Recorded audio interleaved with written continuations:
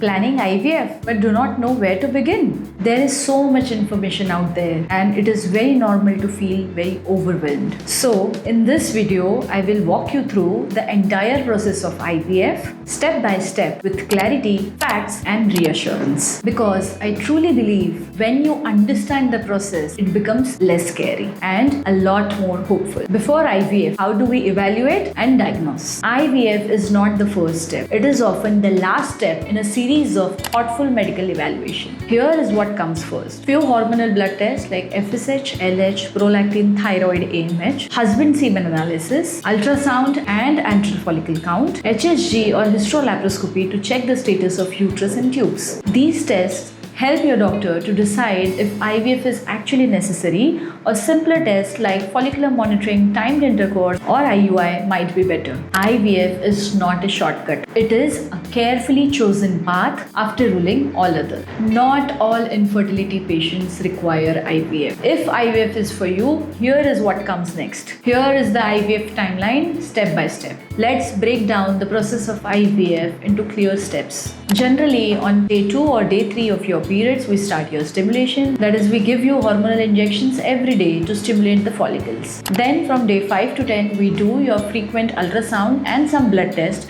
to track the follicle growth. Once the follicles are ready, a special shot called as a trigger shot is given for final egg maturation. Then comes egg retrieval, which is also called as ovum pickup. It is a short anesthesia-assisted procedure to collect mature eggs. Then comes the process of fertilization on the same day. Then eggs are combined with sperms on the same day through a process of IVF or ICSI. ICSI is intracytoplasmic sperm injection. Embryos are cultured and monitored for quality over a period of next 3 to 5 days. Then comes the procedure of embryo transfer. Best quality embryo is transferred inside your embryo. It can be either fresh, that is in the same cycle, or frozen after a period of time. Then comes the 2-week wait and beta HCG test. This is the hardest part emotionally.